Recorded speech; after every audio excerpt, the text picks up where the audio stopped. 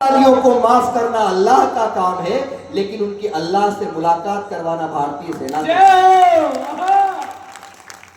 और तीसरा बोर्ड पढ़ते हुए मेरी आंखें नम हो गई। तीसरे बोर्ड पे लिखा हुआ था, हमें इस बात का बेहद अफसोस है कि अपने वतन को देने के लिए, अपने देश को देने के लिए हमारे पास सिर्फ एक जीवन है। जब तलक लाली लहू के एक भी कतरे में है, कौन कहता है वतन की आबरू खतरे में।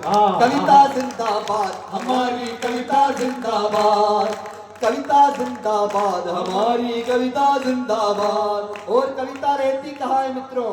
ये गरीब की आहों में आंसू में दुख में रहती है, बहुत रोते हैं पर आंचल हमारा नम नहीं होता, इन आंखों के बरसने का कोई मौसम नहीं होता, मैं अपने दुश्मनों के बीच भी महफूज रहता हूँ, मेरी माँ की दुआओं का खजाना कम नहीं होता। हमें सोच कहीं कहते थे, कई निरंजन मासूम कहते हैं कि घम की चोटें जख्मों पर फौलाद से ज्यादा क्या होगी। अब उठे आपकी तालियां।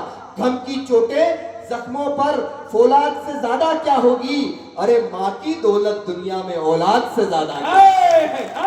कविता जिंदाबाद हमारी कविता जिंदाबाद, ये गरीब की आहों में आंसू में दुख में रहती है, माँ के आंचल से अविरल गंगा जमुना बन बहती है, इसको गाकर हर किसान मजदूर सिपाही झूमा है। एक इशारा कर रहा हूँ, गौरव समझना, तुमने सबसे अच्छा पढ़ा आज। ये गरीब की आहों में आंसू में दुख में रहती है, माँ के आंचल से अविरल गंगा जमुना बन बहती है, इसको गाकर हर किसान मजदूर सिपाही झूमा है, रंग दे बसंती चोला ने फांसी का फंदा चूमा है, रंग दे बसंती चोला ने फांसी का फंदा चूमा है, क्रांति संस्कारों की धरती करने को आबाद, कविता जिंदाबाद हमारी कविता जिंदाबाद, अरे कविता जिंदाबाद हमारी कविता जिंदाबाद। आखिरी पड़ाव पे हूँ, अंतिम पंक्ति की तरफ पहुंच रहा हूँ मित्रों।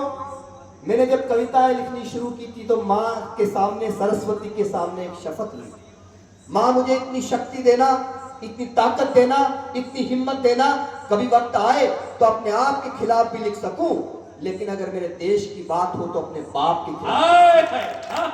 आज इस मंच पे ऐसा कोई कवि बैठा नहीं है, इसलिए मुझे कहते हुए थोड़ी खुशी भी हो रही है।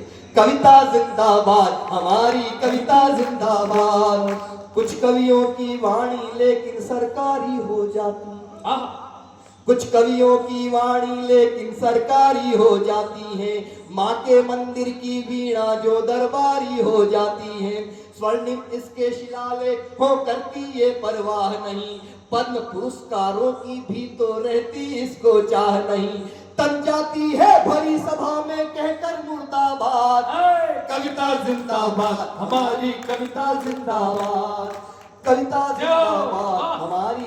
आखिरी पंक्तियां पढ़ रहा हूं, मैं अपनी वाणी को विराम दूंगा, मेरा गला थका हुआ है, लेकिन आपकी तालियों ने मेरे गले की इज्जत रखी। प्रणाम करता हूं, सैल्यूट करता हूं। मैं आता हूं राजस्थान से, राजस्थान यानी अपना राजस्थान। धौलपुर को तो याद करना पड़ता है कि राजस्थान में है या नहीं है, क्योंकि यहाँ इधर मध्य प्रदेश, इधर उत्तर प्रदेश, धौलपुर यहाँ पे। हम राजस्थानी लोग, हम आप और हम राजस्थान में रहने वाले हैं। हम राजस्थानी अपने जीवन में 3 काम बड़े जानदार शानदार तरीके से करना जानते हैं। पहला वार, दूसरा प्यार और तीसरा व्यापार। वार जब करते हैं तो कारगिल की घाटियों में कैप्टन अजय आहूजा की तरह अपने जान की बाजी लगा देते हैं, पीठ कहीं दिखाते हैं।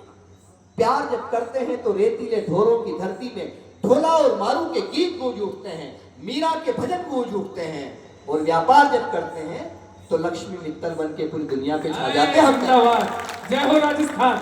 कविता जिंदाबाद हमारी कविता जिंदाबाद, पाथल और पीथल की गाथा जन कवियों ने गाई है। एक अच्छा गीतकार आज अमन अक्षर को हमने सुना तो आपको लगा होगा कि अमन गीतों के साथ में संघर्ष करते हुए भी बिना तालियों के मोह को छोड़े हुए कितनी बड़ी बात कहता है। मैं चाहूंगा एक बार अमन के लिए जोरदार तालियां। वाह वाह। पाथल और पीथल की गाथा जन कवियों ने गाई है, सूर्यमल मिश्रण की अग्नि जही चंद बरताई है, मत समझो हल्दी घाटी की बात जरा सी छोटी है। यहाँ पे अजय अंजाम बैठे हैं, शायद मेरी बात उन तक पहुंचे। मत समझो हल्दी घाटी की बात जरा सी छोटी है, परम प्रतापी महाराणा की अरे घास की रोटी है। यही पंक्तियां अजय अंजाम की भूमिका भी बना रही है। परम प्रतापी महाराणा की अरे घास की रोटी है, शबनम का कतरा बन जाती कभी बनी फौलाद।